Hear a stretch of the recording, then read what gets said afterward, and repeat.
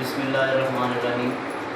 السلام علیکم۔ آج مینجمنٹ کا لیکچر نمبر 4 جو ہے اس کی جو ہے وہ ریکارڈنگ جو ہے وہ ہونے جا رہی ہے۔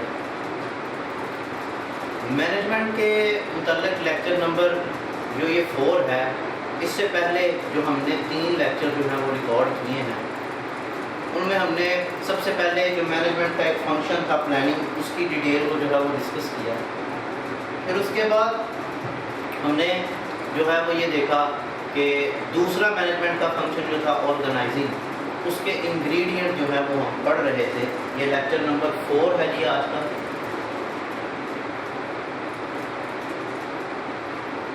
سب سے پہلا جو آرگنائزنگ کا انگریڈینٹ جو ہے وہ ہم نے پڑھا تھا فارملائزیشن۔ اس کے بعد جو دوسرا مینجمنٹ کا فنکشن آرگنائزنگ کا انگریڈینٹ جو تھا وہ ڈویژن آف لیبر کو ہم نے دیکھا۔ تیسرا جو تھا جیوگرافیکل آپریشن، اس کی ہم نے جو ٹائپس تھیں لوکل، نیشنل، انٹرنیشنل، ورچوئل یا نو باؤنڈری جو ہے آرگنائزنگ کو ڈسکس کیا۔ جو چوتھا تھا ڈیسیشن میکنگ، یہ جو ہے ہم نے نیکسٹ لیکچر پہ چھوڑا تھا۔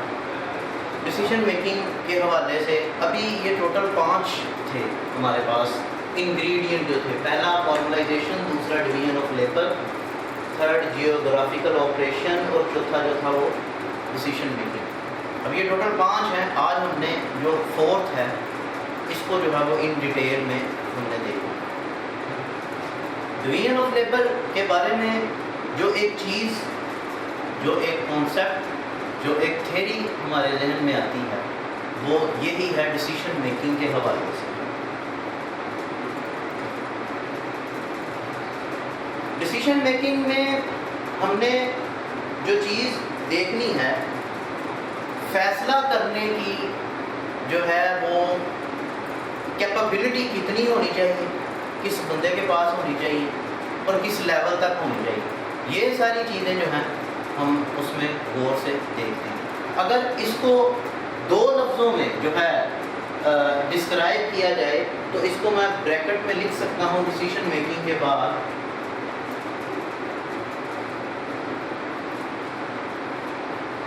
امپلائی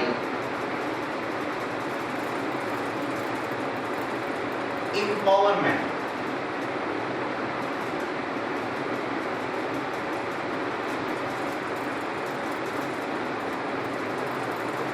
کوئی بھی کمپنی ہے، ہم نے ڈیسیجن میکنگ جو ہے وہ پروسیس ہم نے بڑی ڈیٹیل میں پڑھا تھا۔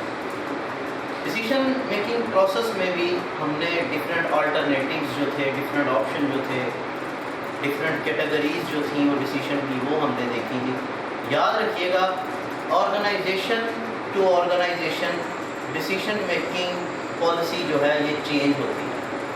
اگر ہم صرف اس چیز کو دیکھیں، ڈیسیجن کو، اس کی ڈیفینیشن پہ ہم اگر غور کریں تو فیصلہ کرنا جس کا ترجمہ ہے، اگر اس کی ہم ڈیٹیل میں جائیں تو ہم یہ کہہ سکتے ہیں کہ اگر آپ کے سامنے ایک سے زیادہ آپشن جو ہیں وہ اویلیبل ہوں، یعنی ایک کام آپ نے کرنا ہے، مثال کے طور پر آپ نے جو ہے وہ لیپ ٹاپ پرچیز کرنا ہے، تو آپ سب سے پہلے ڈفرینٹ آلٹرنیٹیوز، ڈفرینٹ آپشن کو آپ یہ دیکھیں کہ سامنے رکھیں۔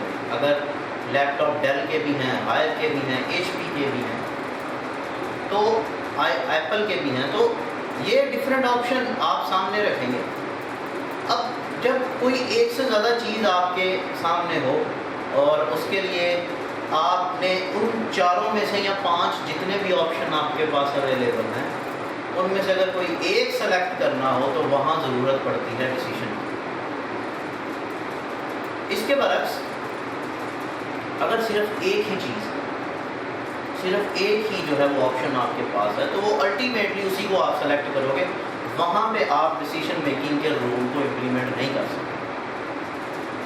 یہ ڈیسیجن کا جو مرحلہ ہے یہ تبھی جو ہے وہ جنریٹ ہوتا ہے جب آپ کے پاس آپشن جو ہیں وہ ایک سے زیادہ ہو۔ تو اس کے لیے ضروری یہ ہے، جو اچھی آرگنائزیشن ہے ان کے سسٹم ڈیزائن جو ہوتے ہیں، کام کرنے کا جو طریقہ کار ہوتا ہے وہ ویری کرتا ہے، آرگنائزیشن ٹو آرگنائزیشن ویری کرتا ہے۔ پھر یہ ساری چیزیں جب ہم ذہن میں رکھتے ہیں، یہ سوچتے ہیں ان چیزوں کو، تو پھر ہمیں اس چیز کا خیال رکھنا چاہیے کہ ڈیسیشن میکنگ جو ہے وہ آپ نے سینٹرلائزیشن کرنی ہے یا ڈی سینٹرلائزیشن کرنی ہے۔ اب یہ دو چیزیں کیا ہیں، اس کو ہم ابھی ڈیٹیل میں جا کر جو ہے وہ دیکھتے ہیں۔ جو بہت بڑی آرگنائزیشن ہوتی ہیں، ان کے جو ڈائریکٹرز ہوتے ہیں، ان کے جو چیئر پرسنز ہوتے ہیں، جو چیئرمین ہوتے ہیں، وہ چونکہ ان کے کام کی نوعیت جو ہے وہ بڑی ڈفرینٹ ہوتی ہے، ان کی میٹنگز جو ہیں وہ انٹرنیشنل لیولز پہ ہوتی ہیں، اور بڑی آرگنائزیشن کی بات کر رہا ہوں، تو ان کے پاس اپنی کمپنی میں آنا، ان کے پاس اپنے امپلائیز کی پرابلم کو سننا، ان کے پاس ڈیلی اپنی جو آپ یہ کہہ لیں فزیکلی اپنی کمپنی میں اپیئر ہونا، یہ ممکن نہیں ہوتا۔ اب چونکہ یہ ساری چیزیں اس وجہ سے ہوتی ہیں کیونکہ ان کے جو انٹرنیشنل لیول پہ میٹنگز ہوتی ہیں، ڈائریکٹرز کے ساتھ میٹنگز ہوتی ہیں، سپلائرز کے ساتھ ہوتی ہیں، کمپیٹیٹر کے ساتھ بھی سم ٹائم ہو جاتی ہیں، تو ان کا اسکیجول جو ہے وہ بہت ایک طرح سے بزی ہوتا ہے۔ اسکیجول بزی ہونے کی وجہ سے وہ فزیکلی اپنی جو ہے وہ آرگنائزیشن میں اپیئر بہت کم ہوتا ہے۔ تو اس کے لیے اب اگر آپ یہ دیکھیں لاجیکلی کوئی بھی بزنس ہے، اس کے حوالے سے جو ڈیسیشنز ہیں، جو فیصلے ہیں، اس کے مالک کرتے ہیں۔ اب مالک کے پاس اتنا وقت نہیں ہے، تو فیصلے جو ہیں وہ بھی ڈیسیشن جو ہیں وہ بھی مختلف نوعیت کے ہوتے ہیں۔ کچھ ڈیسیشن ہوتے ہیں جو آن دی اسپاٹ جو ہے وہ لینے پڑ جاتے ہیں، کچھ ڈیسیشنز ایسے ہوتے ہیں جن کو امپلیمنٹ کرنے کے لیے پراپر آپ کے پاس جو ہے وہ ٹائم اویلیبل ہوتا ہے، اس کی آپ سمری بناتے ہو، اس کی آپ فیزیبلٹی رپورٹ بنا کے وہ آنر کو پریزنٹ کی جاتی ہے اور آنر اس کو ڈیسیشن لیتا ہے۔ لیکن کچھ فیصلے ایسے ہوتے ہیں جن کے لیے آنر کی جو ہے وہ آپ یہ کہہ لیں کہ ان سے پوچھنا ضروری نہیں ہوتا، وہ آن دی اسپاٹ لینے ضروری ہے۔ جیسے اگر آپ مثال کے طور پر ایک کمپنی کا آپریشن مینیجر ہے جو سارے کمپنی کے معاملات دیکھ رہا ہے، وہ مینیجر ہے ایک طرح سے، تو وہ دیکھتا ہے کہ جب ہم کام کر رہے ہوتے ہیں تو کام کرنے کے دوران بجلی کی پرابلم جو ہے یہ بڑا ایک طرح سے ہٹ کر کے، تو الیکٹریسٹی کرائسس کی وجہ سے کمپیوٹر، لیپ ٹاپ جو ہمارے کمپیوٹر ہیں وہ جو ہیں وہ ایک طرح سے وہ جواب دے جاتے ہیں، کام رک جاتا ہے۔ تو اس کے لیے جو ایک سلیوشن ہمارے ذہن میں آتا ہے کہ ہم جو ہے وہ جنریٹر کی فیسلٹی کو اڈاپٹ کریں۔ اب آپریشن مینیجر کو یہ رائٹ دیا جاتا ہے کہ اس طرح کے فیصلے جو ہیں وہ خود کر سکتا ہے۔ وہ کیا کرے گا؟ کیشیئر سے ایک اپروول لے گا کیش کا، مارکیٹ میں سب سے پہلے جائے گا اور اپنی انڈسٹری، اپنی آرگنائزیشن کو، فرم کو دیکھ کے اس کا سائز دیکھے گا، اور وہ یہ سارا دیکھے گا کہ اس ساری جو ہے بلڈنگ میں جو الیکٹریسٹی چاہیے وہ کتنی ہوتی ہے اور اس کے لیے کون سا جو ہے وہ جنریٹر جو ہے وہ سوٹیبل رہے گا۔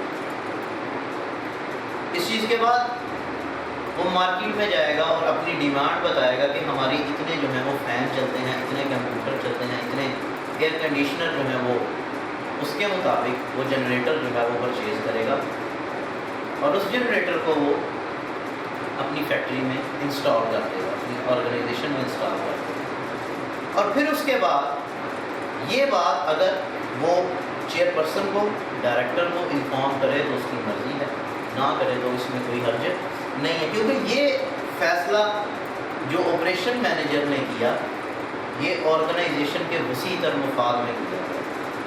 اگر وہ جنریٹر پرچیز نہ کرتا اور مالک کے آرڈر کا انتظار کرتا رہا، مثال کے طور پر جو آنر ہے وہ اگر بہت زیادہ مصروف ہے، اس کی اس مصروفیت کے دوران آرگنائزیشن کی لائٹ تو جو ہے وہ نہیں رہے گی اور آپریشنز رک جائیں گے، پروڈکشن رک جائے گی، اس کا نقصان جو ہے وہ بہت زیادہ ہے۔ فکس کاسٹ جو ہے وہ لازمی بیئر کرنا پڑے گی، چاہے آپ پروڈکشن کریں یا نہ کریں۔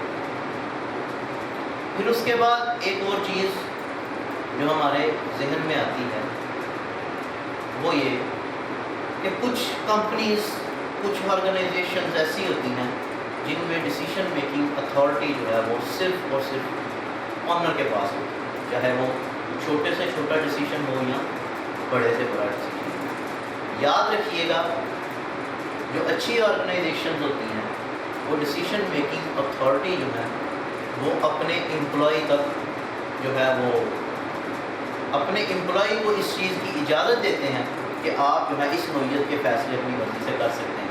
ایز اے ہیومن بینگ اگر آپ کسی آرگنائزیشن میں امپلائی ہیں، وہاں کام کر رہے ہیں، تو آپ کو اس چیز کا اندازہ ہوگا کہ اگر آرگنائزیشن کی ڈیسیشن میکنگ اتھارٹی کا ممبر آپ کو بنا دیا جائے، یعنی آپ کو یہ پار دے دی جائے کہ آپ اس نوعیت کے فیصلے کر سکتے ہیں، تو ایز اے ہیومن بینگ یہ آپ کے لیے ایک طرح سے پروٹوکول ہے۔ جب کسی بھی انسان کو پروٹوکول ملتا ہے، وہ چاہے کیش کی صورت میں ہو، چاہے فیسلٹیز کی صورت میں ہو، چاہے ڈیسیشن میکنگ کی صورت میں ہو، چاہے پاور کی صورت میں ہو، تو وہ اس کے کام کرنے کا انداز بدلتا ہے، اس کے اندر احساس ذمہ داری کا جذبہ جو ہے وہ بیدار ہوتا ہے، اس کو اپنے حوالے سے جو فیلنگز ہیں اس کی اسٹرانگ ہو جاتی ہیں کہ وہ یہ سوچتا ہے I can do something یا anything for my organization۔ جب یہ چیز کسی بھی ادارے کے امپلائی کے اندر بیدار ہو جاتی ہے تو اس کے لیے جو ہے وہاں کام کرنا، وہاں رہنا، وہاں اپنی تمام جو ہے ایکٹیویٹیز جو ہیں وہ پرفارم کرنا وہ آسان ہو جاتا ہے۔ یاد رکھیے گا جس بھی آرگنائزیشن میں سٹیزن شپ بیہیویئر زیادہ ہوتا ہے اس کی کچھ وجوہات ہوتی ہیں۔ سٹیزن شپ بیہیویئر کیا ہے؟ آپ اپنے امپلائی کو اتنا اچھے سے ٹریٹ کرتے ہیں کہ وہ آرگنائزیشن کے مفاد میں اچھے کام کرتے ہیں۔ مثال کے طور پر اگر آپ کا ڈیوٹی ٹائم شام 5 بجے آف ہوا، آپ گھر جانے کے لیے نکل رہے ہیں، آپ دیکھتے ہیں کہ ساتھ والے کیبن میں جو ہے وہ اے سی چل رہا ہے، وہاں کوئی بھی جو ہے وہ امپلائی نہیں ہے، تو آپ کیا کریں گے؟ جاتے جاتے وہ اے سی کو آف کر دیں گے۔ اس سے کیا ہوگا؟ الیکٹریسٹی سیو ہوگی، بجلی کا بل جو ہے وہ کم آئے گا۔ اب اے سی بند کرنا یہ آپ کی ذمہ داری نہیں تھی، لیکن آپ چونکہ ایک اچھے امپلائی ہیں تو اس کی وجہ سے جو ہے وہ یہ آپ نے کام کیا۔ اسی کے اگینسٹ یہ شارٹ کوشچن کے لیے بھی بڑا امپورٹنٹ ہے، او سی بی اس کو شارٹ فارم میں کہا جاتا ہے، آرگنائزیشن سٹیزن شپ بیہیویئر۔ اسی کے اگینسٹ ایک چیز جو ہے وہ ڈیوینٹ ورک فورس بیہیویئر ہے۔ کچھ ایسے کام امپلائی کی طرف سے دیکھنے کو ملتے ہیں جو کہ آرگنائزیشن کے لیے اچھے نہیں ہوتے، اس کو نقصان پہنچانے کے لیے اس کے امپلائی جو ہیں وہ یہ کام کرتے ہیں۔ جیسے جاتے جاتے وہ کوئی چیز توڑ جائیں گے، فین چلتا چھوڑ جائیں گے تاکہ بل زیادہ آئے۔ اگر کسی جگہ پہ وہ دیکھیں گے کہ یہاں پہ آرگنائزیشن کا نقصان ہو رہا ہے، کمپنی کا نقصان ہو رہا ہے، تو وہ اس نقصان کو روکنے کی کوشش نہیں کریں گے، صرف یہ سوچ کر کہ یہ ہماری ذمہ داری نہیں ہے۔ تو یہ کب ہوتا ہے؟ جب ایک چیز دیکھی جاتی ہے کہ کوئی کمپنی کا جو مالک ہے وہ اپنے امپلائی کے ساتھ جو ہے وہ فیئر نہیں ہوتا، اونیسٹلی ڈیسیشن نہیں کرتا، انہیں پراپر ریوارڈ جو ہے ان کے لیے اناؤنس نہیں کرتا، تو اس صورت میں وہاں پہ کام کرنے والے امپلائی جو ہیں وہ ایک طرح سے بدظن ہو جاتے ہیں، وہ کبھی بھی آرگنائزیشن کے مفید تر مفاد کے بارے میں نہیں سوچتے، تو پھر وہ ایسے کام کرتے ہیں الٹیمیٹلی جس کا نقصان جو ہے کمپنی کو اٹھانا پڑتا ہے۔ اگر ہم نیوٹرل ہو کے سوچیں، اس چیز کو دیکھیں، ڈسکشن چونکہ اس میں بڑی ڈیٹیل میں ہوگی اور ہو رہی ہے، اگر ہم نیوٹرل ہو کر سوچیں تو ہمیں یہ بات سمجھ میں آتی ہے۔ اگر ایک امپلائر جو ہے، جو ایک آنر ہے، جو ایک مالک ہے، وہ اگر اپنی کمپنی کے امپلائیز کو خوش رکھنے کے لیے ان پہ کچھ اسپینڈ کرتا ہے، ان کا انکریمنٹ لگاتا ہے، تو الٹیمیٹلی وہ تمام امپلائی اس آرگنائزیشن سے سیٹسفائی ہوں گے، اور ان کے سیٹسفائی ہونے سے یاد رکھیے گا کسٹمر ریشو بڑھ جائے گی۔ میں نے پہلے بھی لیکچر نمبر 3 میں آپ کو بتایا تھا کہ تمام چیزیں جو ہیں وہ ڈیپینڈ کر رہی ہوتی ہیں امپلائیز پہ۔ ایک بہت ہی اچھے مینیجر جو ہے مینجمنٹ کے آتھر نے جو ہے وہ ایک بات جو ہے وہ ایک کوٹیشن بھی سمجھی جاتی ہے اس کی، پہلے بھی شاید میں آپ سے ڈسکس کر چکا ہوں. وہ کہتا ہے جی customers are the important factor for any organisation. جو کسٹمر ہیں وہ کسی بھی آرگنائزیشن کے لیے بڑا ضروری ایک فیکٹر ہے، بٹ لیکن employees are more important than customers. Employee جو ہیں وہ کسٹمر سے زیادہ اہم ہے. اس کی وجہ یہ ہے کہ ڈائریکٹ اٹریکشن جو ہے وہ کسٹمرز کی وہ امپلائی کے ساتھ ہوتی ہے، امپلائر کے ساتھ نہیں. ایک امپلائر جو مالک ہے وہ دنیا کے پتہ نہیں کس کونے میں بیٹھا ہوا ہے اور اس کے انڈر جو اس کے امپلائیز ہیں وہ کام کر رہے ہیں. تو کسٹمر نے تو امپلائیز کے پاس آنا چیزیں لینے کے لیے. اگر آپ کا امپلائی کسی بھی آرگنائزیشن کا امپلائی آپ سے سیٹسفائی ہوئے گا تو الٹیمیٹلی وہ کسٹمر کے ساتھ بھی خوش دلی سے بات کرے گا، کسٹمرز کو بھی سیٹسفائی کرنے کی کوشش کرے گا. تو اسی کے اگینسٹ اگر آپ کے امپلائی کی روٹین بڑی ہیکٹک ہے، بڑی بزی روٹین ہے، اس میں اس کے لیے لنچ کا ٹائم جو ہے وہ نکالنا مشکل ہے، اس کے لیے کوئی فیسیلیٹیشن نہیں ہے، اس کو کوئی جم وغیرہ کی، اس کو ریلیکسیشن کی ایکٹیویٹیز آپ کی آرگنائزیشن میں اگر تو نہیں ہے، تو وہاں پہ کام کرنے والے جو ہے وہ امپلائیز جو ہیں وہ ایک طرح سے اس ماحول میں سیٹسفائی نہیں ہوں گے. وہ مجبوری سے تو کام کریں گے اپنے گھر کو چلانے کے لیے، لیکن وہ اس انوائرمنٹ میں جو ہے وہ پراپر طریقے سے خود کو اڈاپٹ نہیں کر سکتے. اسی حوالے سے ایک کنسیپٹ جو ہے وہ ذہن میں آتا ہے ڈیسیشن میکنگ میں، ورک لائف بیلنس.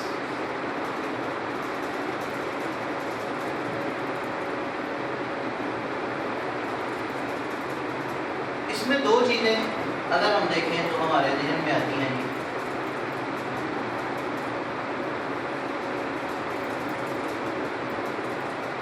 کمپنیز کی رسپانسبلٹیز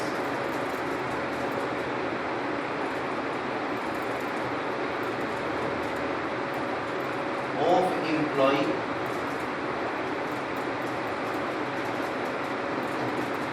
اور دوسری چیز وہ یہ آتی ہے پرسنل لائف بیلنس.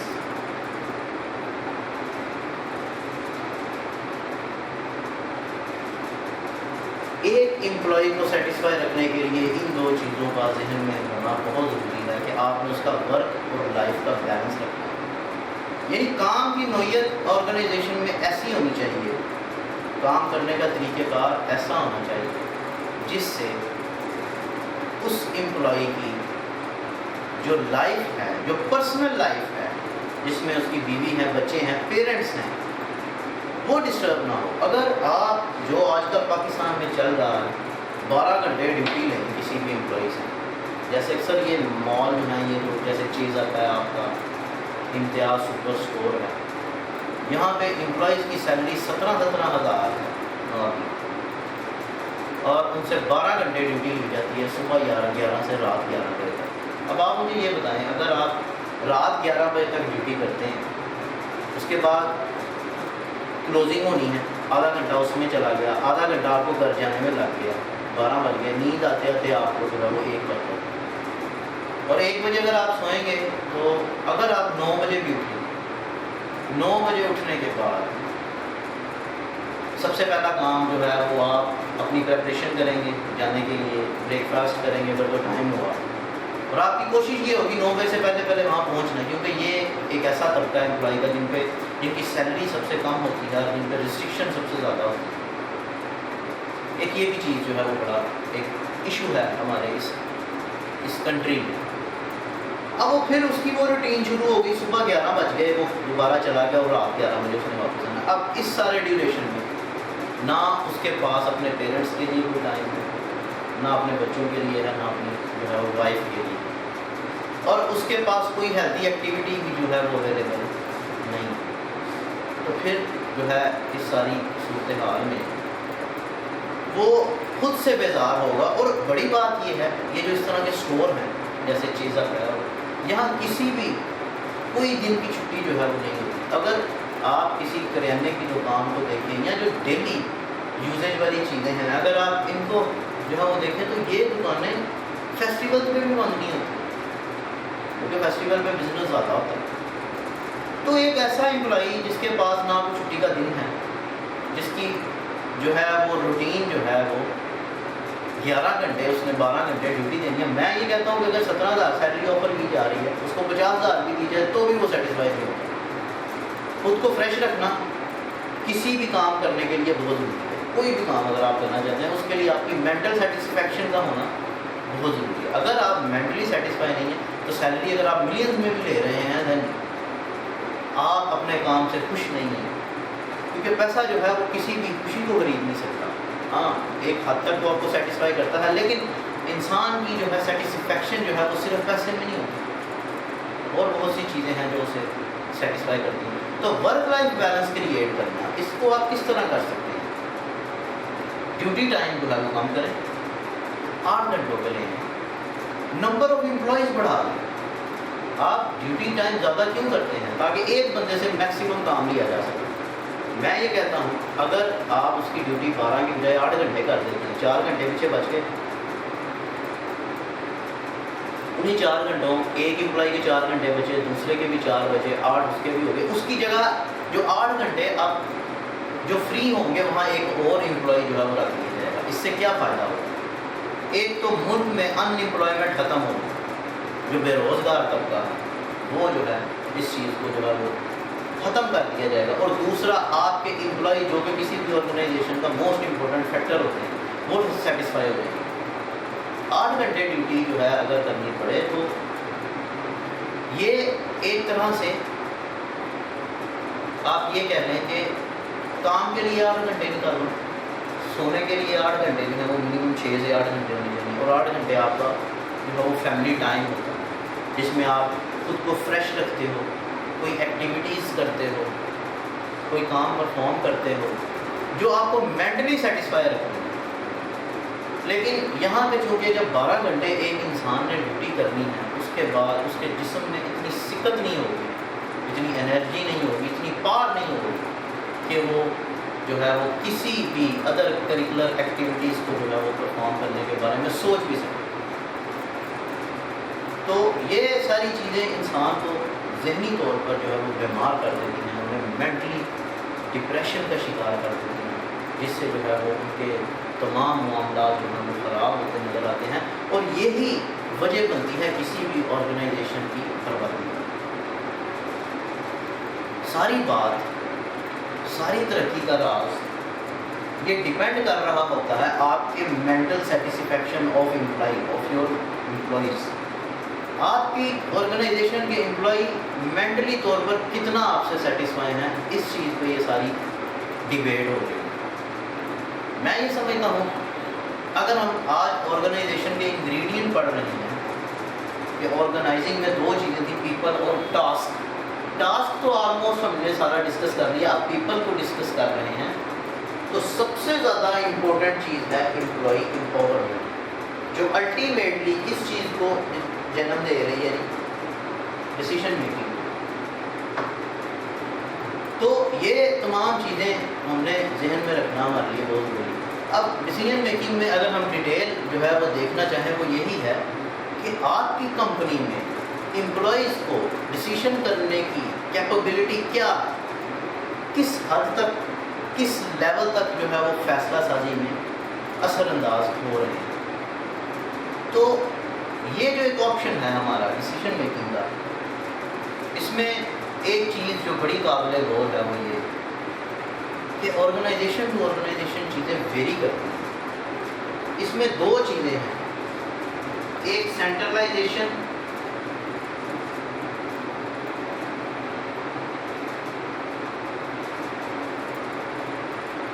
اور دوسرا ڈی سینٹرلائزیشن.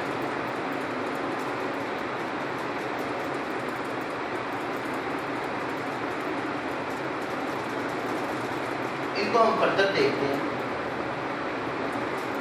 اس کی ڈیٹیل پچھلے لیکچر میں بھی ہم نے تھوڑی پڑھی تھی، لیکن آج چونکہ اس کی ڈیٹیل جو ہے وہ بہت زیادہ ہو گئی. سینٹرلائزیشن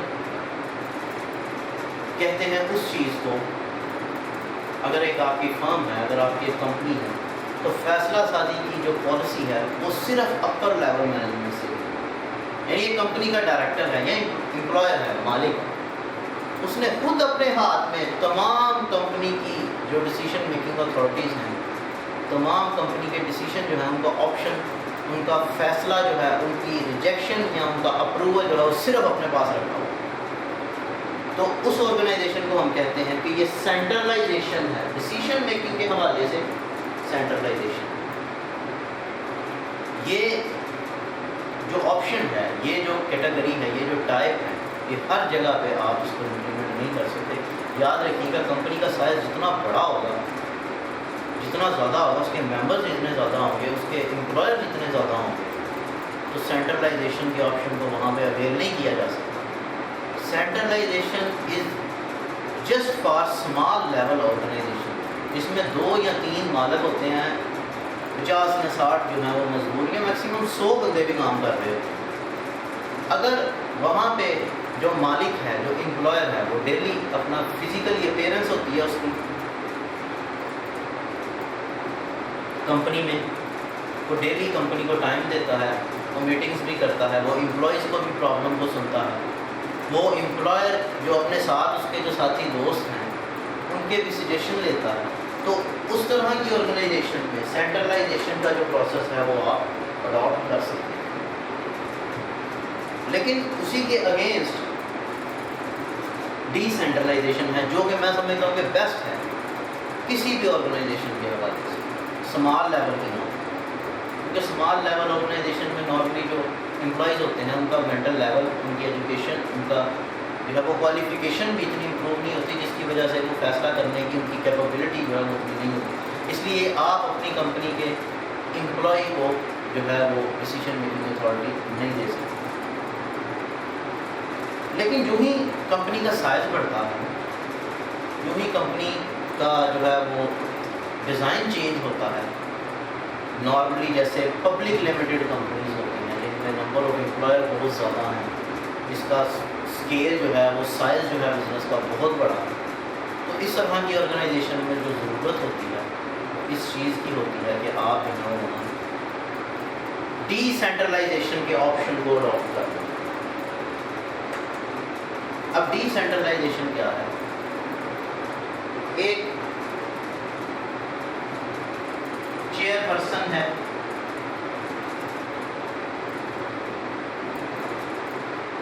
اس کے انڈر جو ہے وہ ڈائریکٹرز ہیں،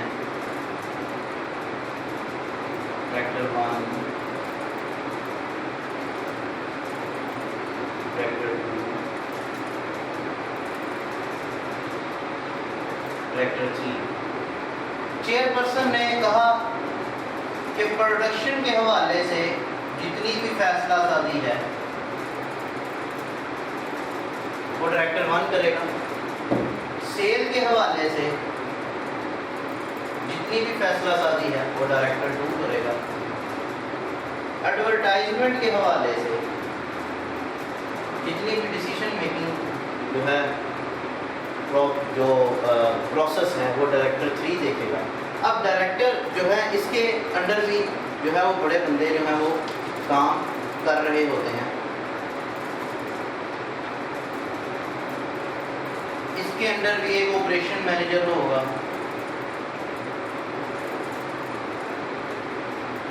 اس کے اندر بھی ایک آپریشن مینیجر 2 ہوگا، اس کے اندر بھی آپریشن مینیجر 3 ہوگا۔ یہ اپنا کام جو ہے پروڈکشن کی اگر تو کوئی پرابلم آتی ہے، کیونکہ ڈائریکٹر بھی بڑے بزی ہوتے ہیں میٹنگ وغیرہ میں، آپریشن مینیجر کو جو ہے وہ ٹرانسفر کرتے ہیں، اس طرح سیل والے کو، اور یہ یہاں پہ جب ایسی تمام چیزیں ہوں گی، اب آپریشن مینیجر کے انڈر جو ہے وہ سپروائزر ہوتے ہیں،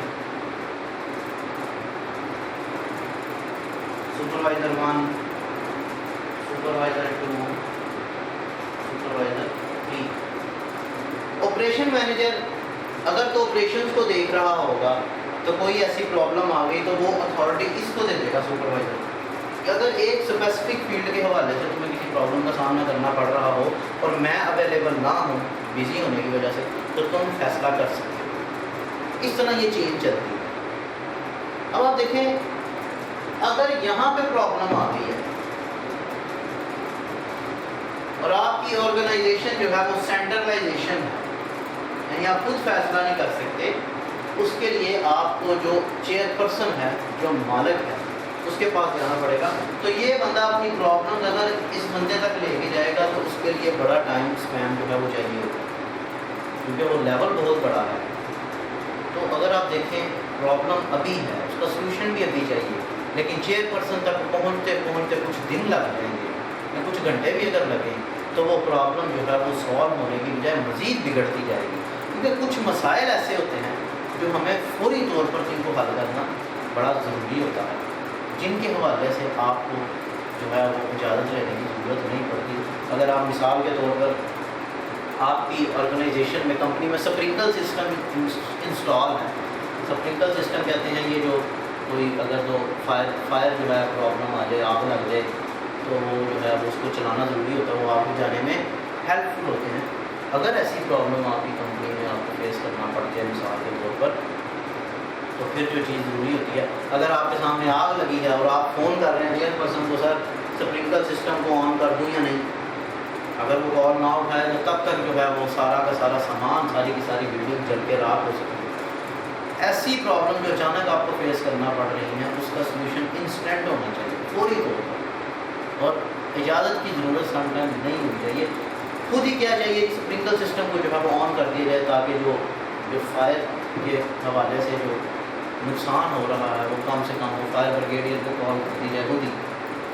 تو دیکھیں یہ فوائد ہوتے ہیں ڈی سینٹرلائزیشن کے، اس کے نقصان اپنی جگہ موجود ہیں، اس میں کوئی شک نہیں ہے کہ اس کے جو ہے وہ پرابلم جو ہے وہ ہیں یا نہیں، لیکن اس کے فوائد جو ہیں، ایڈوانٹیجز جو ہیں وہ زیادہ ہیں۔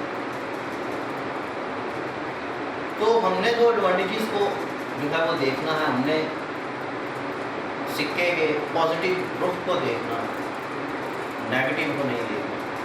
تو جب ہم کسی چیز کی پازیٹیوٹی کے بارے میں سوچتے ہیں تو اس چیز کی نیگیٹیوٹی آٹومیٹیکلی ہمیں ختم ہوتی نظر آتی ہے، اور اگر ہم کسی چیز کا نیگیٹو سوچنا شروع کر دیتے ہیں تو اس کا پازیٹیو جو اس میں کچھ ہوتا ہے وہ بھی ختم ہو جاتا ہے۔ تو یہ چیز سینٹرلائزیشن ڈی سینٹرلائزیشن بہت ضروری ہے۔ لاسٹ ہمارا جو ایک پوائنٹ رہ گیا، پہلا یہ تھا formalisation, division of labour, geographical operation, تو اس کے بعد ڈیسیشن میکنگ۔ پانچواں میں یہاں پہ لکھ رہا ہوں، organization hierarchy.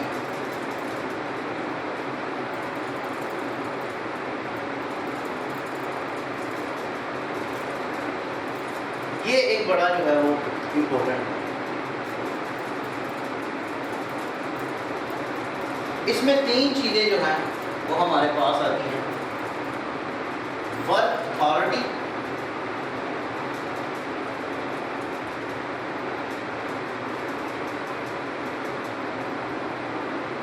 Chain of command,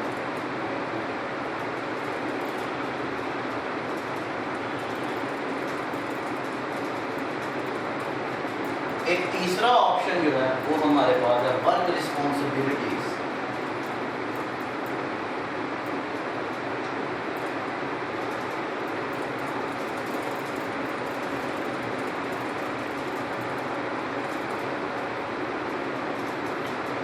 اب یہ کیا چیز ہے؟ ہیرارکی کہتے ہیں چارٹ کو، آرگنائزیشن چارٹ کہ کام کرنے کا طریقہ کار کیا ہے۔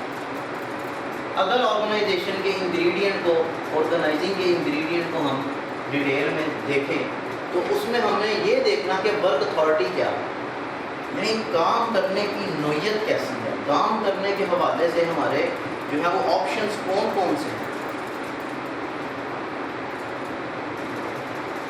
اگر work authority top level manager یا ٹاپ لیول مینجمنٹ جو ہے جو یہ ہے، یہ دونوں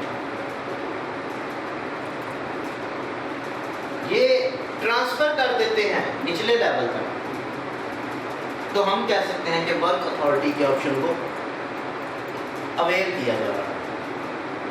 اسی طرح چین آف کمانڈ کہتے ہیں، ایک آپ اس کو اس سینس میں لے لیں کہ کمانڈ کام کرنے کی ذمہ داری جو ہے وہ جو بندے کام کر رہے ہیں وہ آپس میں کتنے ایسوسیٹیڈ ہیں. جیسے کوئی چیز ہے وہ سٹیپس میں بنتی ہے. مثال کے طور پر اگر آپ چیئر بنانے جا رہے ہیں تو اس کے سٹیپس ہیں. سب سے پہلے you have to purchase wood, آپ کو لکڑی جو ہے وہ خریدنی پڑے گی. اس کے بعد لکڑی خرید کے جب آپ کی فیکٹری میں یا کمپنی میں آ گئی تو اس کی کٹنگ شروع ہوتی ہے. کٹنگ کے بعد اس کو ایک پراپر شیپ دی جاتی ہے. شیپ دینے کے بعد اس کو پراپر رینوویٹ کیا جاتا ہے، اس پہ کلر کیا جاتا ہے. کلر کرنے کے بعد اس کو شو روم میں ٹرانسفر کر دیا جاتا ہے، اور شو روم میں جب ایک چیز ٹرانسفر ہو جاتی ہے تو اس چیز کو جو ہے وہ سیل کر دیا جاتا ہے. اب دیکھیں یہ ساری چیزیں چین آف کمانڈ کو ڈسکرائب کر رہی ہیں. اگر ان میں کوئی ایک بندہ بھی جو ہے وہ اپنا کام جو ہے وہ مس کر دے گا، جیسے اگر جو ہے وہ کٹنگ ڈپارٹمنٹ اپنا کام پورا نہیں کرے گا تو آگے وہ اس کو جو ہے پروڈکشن ڈپارٹمنٹ میں وہ چیز نہیں جا سکے گی، وہ کرسی جو ہے وہ نہیں بن سکے گی. اور اگر کرسی کو کوئی شیپ نہیں دی جا سکے گی تو رینوویٹ ہونے کا تو سوال ہی پیدا نہیں.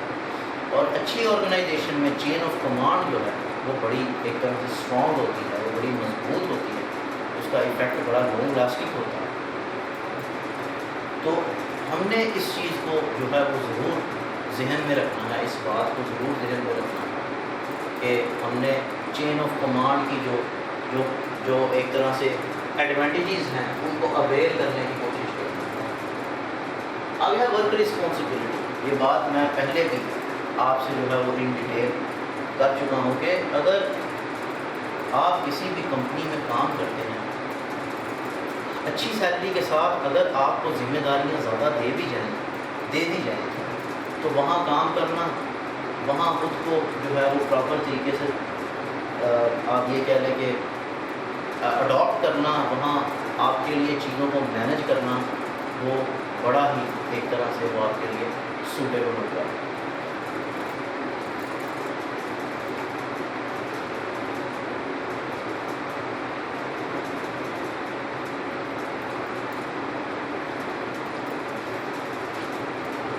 تو یہ چیزیں ہم نے ذہن میں رکھنا ہمارے لیے بہت ضروری ہے. ان کو کنسیڈر کرنا ہمارے لیے بڑا ایک طرح سے پراپر طریقے سے مینج کرنا. آپ دیکھیں یہ آج کا ٹاپک ہمارا کمپلیٹ ہو گیا. اس میں ڈیٹیل جو تھی وہ بے شمار تھی. تو اس کو آپ جو ہے وہ اگر لانگ کوسچن کے طور پر یہ کوسچن آئے تو یہ اسکیچ بنائیں پراپر طریقے سے. اسکیچ بنانے کے بعد جو ہے وہ فردر اس کی ڈیٹیل کریں. اور لاسٹ میں یاد رکھیے گا جب بھی آپ کوئی بھی کوسچن تھیوری کا کرتے ہیں ایک ہیڈنگ جو ہے وہ دینا بہت ضروری ہوتی ہے، وہ ہوتی ہے کنکلوژن.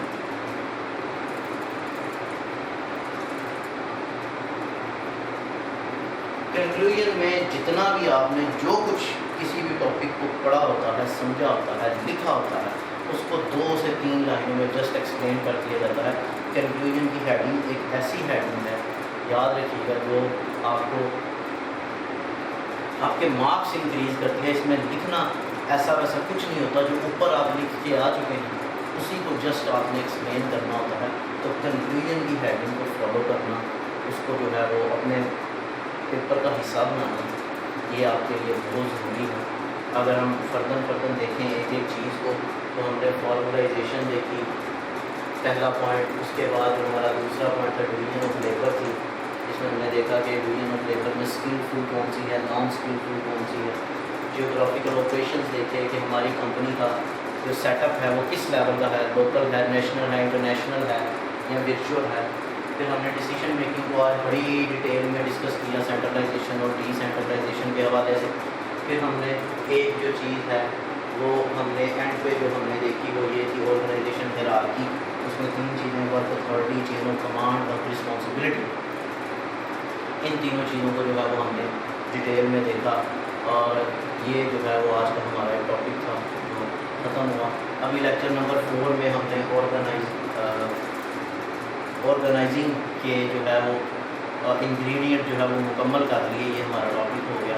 ہم انشاءاللہ جو ہے وہ نیکسٹ جب ہمارا لیکچر ہوگا تو اس میں نئے ٹاپک کے ساتھ جو ہے وہ آپ کو جو ہے وہ اس کی ڈیٹیل میں بتاؤں گا. تو تب تک کے لیے جو ہے وہ اس کو اچھے سے سنیے گا, اس کو سمجھیے گا, اور اس کی میکسیمم ڈیٹیل جو ہے وہ اپنے پاس لکھنے کی کوشش کیجیے گا, کیونکہ یہ تھیری کا سبجیکٹ ہے اور اس میں ڈیٹیل, پیپر پریزنٹیشن, ہیڈنگز جتنی زیادہ ہوں گی آپ کی مارکس ریشو جو ہے وہ اتنی زیادہ بڑھتی جائے گی. ان چیزوں کا خیال رکھیے گا. نیکسٹ لیکچر تک انشاءاللہ. اللہ حافظ.